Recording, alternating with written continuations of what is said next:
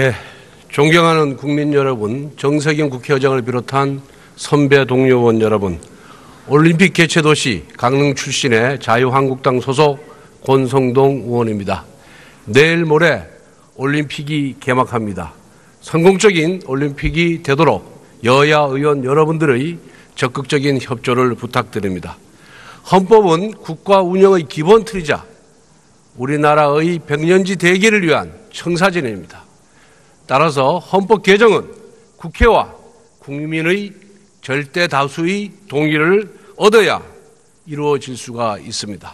그런데 문재인 정부는 국회 절대 다수의 뜻인 분권형 대통령제 등 권력구조 개편은 도외시한 채 대통령 4년 중임제와 굳이 헌법 개정을 하지 아니하고 법률의 개정을 통해서도 실현할 수 있는 지방 분권을 주장하면서 이 헌법 개정 논의를 호도하고 있습니다.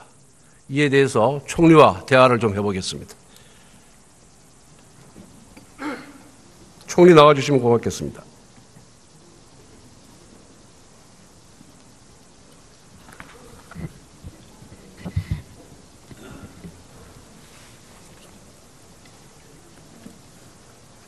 연일 수고가 많으십니다. 아닙니다. 네.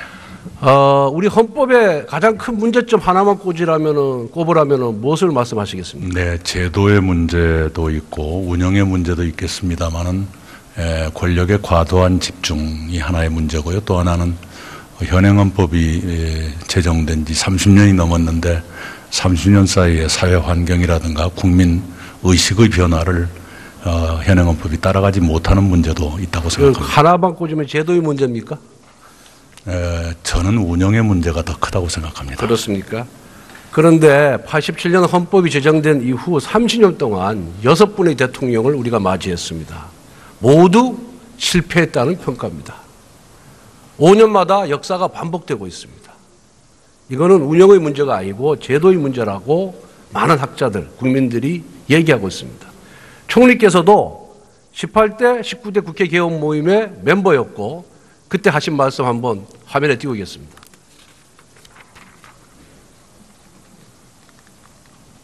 대통령에게 집중된 권력을 분산해야 된다는 취지의 주장을 하셨는데 그 생각 유효합니까? 예, 이 분산은 여러 가지가 있죠. 입법부, 사법부에 아니 저 발언에 대해서 동의하시냐고 지금. 네. 예, 그렇죠. 네, 기본적으로 같습니다. 그런데 문재인 대통령께서 권력규조 개헌은 미루고 지방분권 개헌부터 하고 있습니다. 저는 과연 개헌할 의지와 진정성이 있는지 의심스럽습니다. 이거 한번 보십시오. 네. 총리님. 소리 나죠? 네. 소리 납니까? 예. 안 나죠? 네. 국회 절대 다수는 권력구조 개편이 시급하다. 이렇게 얘기하는데 대통령께서는 그건 나중에 하고 나중에 하다는 뜻이 지방분권부터 하자. 그 말씀. 이렇게 지금 강조를 하고 계세요. 잠깐 들어보세요. 네. 그럼 이게 손뼉이 소리가 안 나죠. 이거는 결국 개헌하지 말자는 얘기하고 똑같은 겁니다. 네. 제가 하나씩 말씀드릴게요. 네. 20대 국회에 들어서가지고 2016년 9월에 여야 의원 194명이 개헌 모임을 결성했어요. 저 PPT에 나오지만은 민주당이 90명으로 가장 많이 참여했습니다. 그때 공동성명서 발표했는데 대통령에게 집중된 권력을 나누자 이렇게 강조를 했어요. 그리고 존경하는 우리 정세균 의장님, 당시 우영근 전 사무총장도 동일한 취지의 발언을 하셨습니다. PPT에 나와 있습니다. 그런데 문재인 대통령은 후보 시절부터 개헌에 소극적이었어요. 다른 후보들이 다 개헌하자 그러는데 마지 못해서 마지막에 밀려 개헌 공약을 합니다. 그 기억나시는지 모르겠지만은 그러다 보니까 민주당 의원들조차도 개헌에 대한 명확한 입장을 내놓으라고 막 다그쳤어요. 그럼 마지못해 지방선거 때 하겠다. 4년 중임제 하겠다. 이렇게 나셨어요. 그런데 저 한번 보시면 오재세 의원님, 변재열 의원님이 그렇게 발언을 하셨고 또 헌법 개정 특위 1기위원으로 활동하신 원혜영, 이상민, 백지현 의원도 동일한 취지의 발언을 하십니다. 그런데 대통령이 돼서 4년 중임제 하겠다고 딱 나서니까 민주당 의원들이 개헌론자들이 싹 다 바뀌고 2기 개헌특위에는 그 분권형 개헌론자들이 다 빠져버려요. 새로운 멤버들이 들어옵니다. 네. 결국은 난 민주당이 지금 청와대의 여의도 출장소로 전락을 했다. 저는 그렇게 주장하지 아니할 수밖에 없다. 저는 그렇게 보고 있습니다. 그래서 결국은 문재인 대통령께서 개헌 공약을 했고 또 지방선거에 하겠다고 말씀하셨으니까 안 할 수는 없는 것이고 이 지방분권을 내세워가지고 결국은 내가 공약을 이행한 것처럼 쇼를 하는 것이다. 저는 이렇게 보고 있는데 어떻게 생각하십니까? 예, 우선은요, 권력 분산은 흔히들 대통령과 총리 사이의 권력 분산만 생각하시는 경향이 있는데요. 미국처럼 잠깐만요. 설명을 드리겠습니다. 이건 의원님 발언 시간을 뺏는 게 아니지 않습니까? 짧게 하겠습니다. 행정부, 입법부, 사법부가 엄격하게 권력이 분산되는 것, 이것 또한 대통령과 총리, 행정부 내부의 권력 분산보다 더 본질적인 분산이라고 생각합니다. 4년 중임이란 건 그런 뜻이라고 생각하고요. 또 하나는요, 대통령이 권력 구조는 빼고 하자라는 것은 국회에서 권력 구조를 합의해 달라는 겁니다. 근데 국회가 합의하지 못하는 상태에서 권력 구조에 관한 것을 내놔봤자 통과되겠습니까? 그래서 차선책으로 그게 안 된다면 기본권과 지방분권이라도 해보자라는 그렇게 이제 설명을 하시는데 네. 앞에서 말씀드린 바와 같이 손뼉이 맞지가 않아요. 손뼉이 맞지 않으면 절대 개헌은 불가능하다 이렇게 봅니다. 그러니까요. 자, 또 한 가지 말씀드리겠습니다. 네. 지방분권, 자유한국당도 그렇고 저도 대찬성입니다. 그런데 지방분권이 헌법 개정을 해야만 이루어지는 겁니까? 네, 많은 전문가들이 개헌이 필요하다고 주장하고 있습니다. 저는 절대 그렇지 않습니다. 지사를 역임해서 잘 아시겠지만은 시도지사들이 요구하는 것이 뭡니까? 예산 많이 달라. 국세, 지방세 지금 8대인 거를 6대4로 조정해달라. 권한을 지방으로 많이 이양해달라. 이거 요구하고 있고 우리 총리께서도 지사 시절에 그렇게 요구를 했어요. 그것을 위한 기본 근거 규정을 헌법에 두면 더 강력해지겠죠. 그거는 헌법 개정을 하지 않더라도 대통령이 결단을 내리고 그 법안을 내면은 우리 자유한국당에서 지금이라도 당장 찬성해 드리겠습니다. 그러니까 네. 법률로서 이루어질 수 있는 사항을 마치 헌법 개정을 통해서만 가능한 것처럼 국민을 속이지 말라는 얘기입니다. 속이는 게 아니고요. 민간에서 이미 그런 주장이 수없이 나오고 있다는 것은 아실 겁니다. 개헌의 핵심은 87년 만들어낸 헌법체제의 제왕적 대통령의 권력을 어떻게 분산시킬 것이냐가 핵심입니다. 네, 그 문제에 대해서도 대통령은 이 점에 대해서 네. 다시 한번 네. 충분히 생각해 주시기 바랍니다. 네, 말씀드리겠습니다. 대통령의 말씀은 본인은 4년 중임을 희망하지만 본인의 주장을 고집하지 않겠다. 국회에서 합의해달라. 이렇게 말씀을 하고 있습니다. 합의해 주시면 따를 겁니다. 두 번째, 권력기관 이제 개편 방안을 대통령께서 제시를 했어요. 그죠? 네. 권력기관 개편을 하는 목적은 뭡니까? 네, 어떤 권력이 남용될 소지가 많을 만큼 집중돼 있다거나 또는 실제로 많이 악용됐다거나 하는 폐단을 고치기 위한 것입니다. 결국은 수사 기반의 공정성 그리고 정치적 중립성을 확보하기 위한 목적이죠. 네, 그것도 포함되어 있습니다. 예, 그게 제일 목적입니다. 네. 그를 통해서 국민의 기본권을 최대한 보장하기 위해서 개혁을 하는 겁니다. 네. 그래서 쭉 발표한 안을 보니까 뭐 이제 검찰이 갖고 있는 기능을 경찰로 옮기고 뭐 이렇게 해요. 그런데 지금 검찰의 수사 행태에 비춰봤을 때 검찰의 수사권을 경찰로 이관하는 데 대해서 저는 반대하지는 않습니다. 그런데 역대 모든 정부의 검찰이 정치검찰이라는 비난을 받은 건 알고 계시죠? 네. 그런데 이 수사권을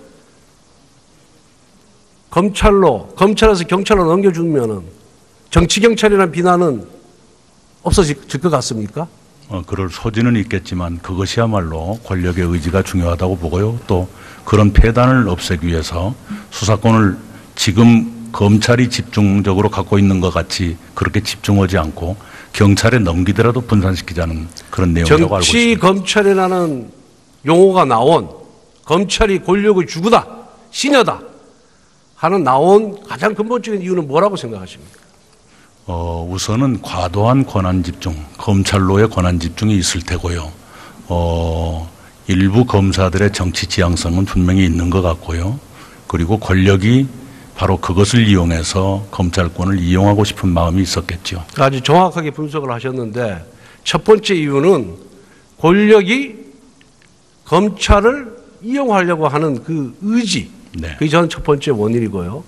두 번째는 과도한 권한 집중도 원인이고, 세 번째는 금방 말씀하신 바와 같이 일부 출세지향적인 정치 검사들의 때문이다, 저는 그렇게 생각합니다. 근본은 대통령의 인사권에 있는 겁니다. 대통령이 권력기관에 대한 인사권을, 실질적인 인사권을 갖고 있는 한 출세지향적인 이 공무원들의 그 심리를 막을 방법이 없는 거예요. 알아서 정권이 바뀌면 권력의 풍량에 따라서 알아서 기는 것이 지금까지 검찰의 그런 속성이었어요. 그러면 이런 근본적인 원인을 해소하지 않고는 이 기능을 검찰에서 경찰로 떼면은 경찰은 더 취약합니다. 신분 보장도 잘 안 돼요.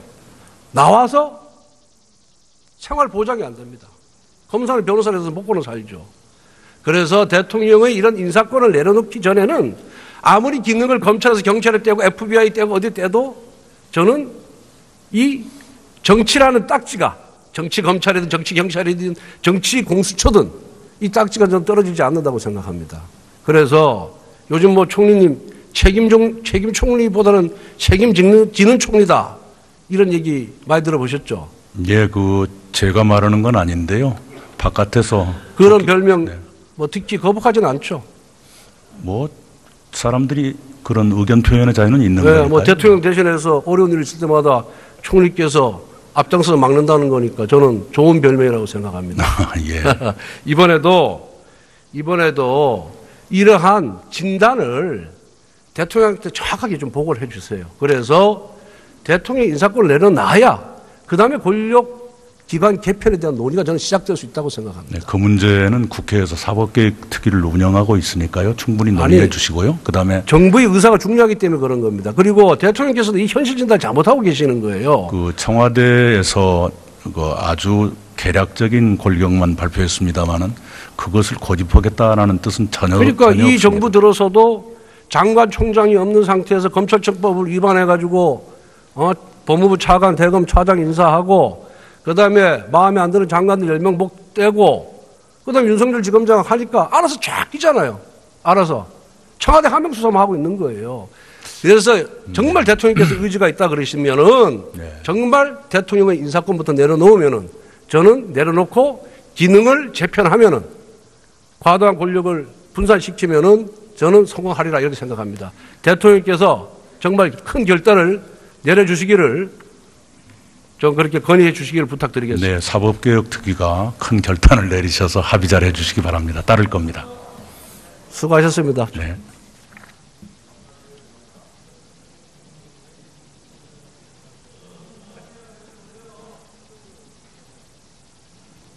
박범계 의원님 큰 소리로 말씀해 주시죠.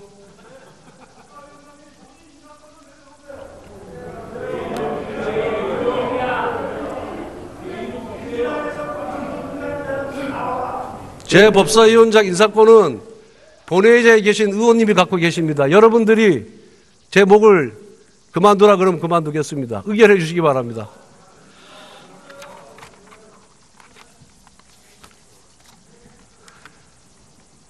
권력은 유한합니다. 화무 11홍입니다. 권력이 있을 때, 권력의 에너지가 넘칠 때 자중하는 것이 옥체를 보존하는 길입니다. 경청해 주셔서 감사합니다. 예, 권성동 의원.